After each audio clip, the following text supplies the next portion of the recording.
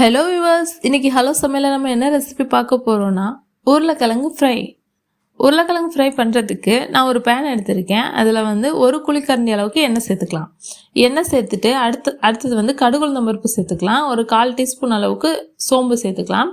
சேர்த்துட்டு நல்லா அது பொரிஞ்சு வந்ததுன்னே ஒரு 3 பல் பூண்டை நான் தட்டி சேர்த்துக்கிறேன். சேர்த்துட்டு ஒரு கொத்து கருவேப்பிலை சேர்த்துக்கலாம். சேர்த்துட்டு லைட்டாக பரட்டி விட்டுறலாம். அந்த கருவேப்பிலைலாம் நல்லா வெடிச்சு வந்துருச்சு. இப்போ நம்ம இதில் உருளைக்கிழங்கு சேர்க்க போகிறோம். நான் உருளைக்கிழங்கு ஆல்ரெடி கட் பண்ணி ரெடியாக வச்சுருக்கேன். பாருங்கள், இந்த மாதிரி வெட்டி வச்சுருக்கேன். இது எல்லாத்தையுமே சேர்த்துடலாம். சேர்த்துட்டு நல்லா எண்ணெயிலே பரட்டி விடலாம். ஒரு 2-3 மினிட்ஸ் எண்ணெயிலே நல்லா இருக்கட்டும். பரட்டி விட்டுட்டே இருங்க. அப்போ தான் அந்த ஃப்ரை நல்லா டேஸ்ட்டாக வரும். அதுக்காக தான். இப்போ பரட்டி விட்டாச்சு. இப்போ இதில் கொஞ்சமாக பெருங்காயத்தூள் சேர்த்துக்கலாம்.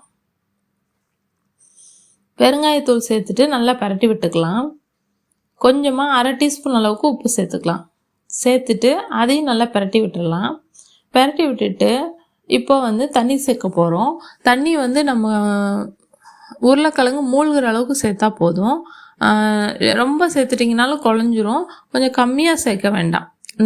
அந்த உருளைக்கிழங்கு மூழ்கிற அளவுக்கு சேர்த்துக்கலாம். சேர்த்தாச்சு. இப்போ நல்லா பரட்டி நல்லா ஒரு கலந்து விட்டுட்டு அப்படியே இருக்கட்டும். தண்ணி ஃபுல்லாக வற்றி வரட்டும். அதுக்கப்புறம் நம்ம பார்க்கலாம். பாருங்கள், இப்போ தண்ணி ஃபுல்லாக நல்லா வற்றி வந்துருச்சு. நம்ம இப்போ இதில் பொடியெல்லாம் சேர்க்கலாம்.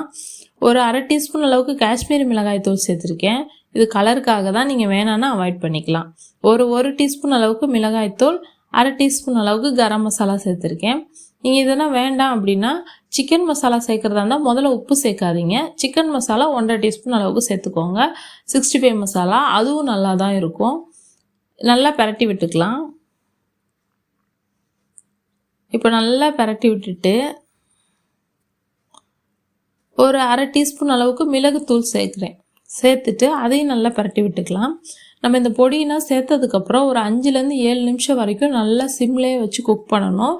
அப்போ தான் அந்த உருளைக்கிழங்கு ஃப்ரை நல்லா குக்காகி வரும். டேஸ்ட்டாக இருக்கும். அந்த வெளியிலலாம் நல்லா ஃப்ரை ஆகிருக்கும்.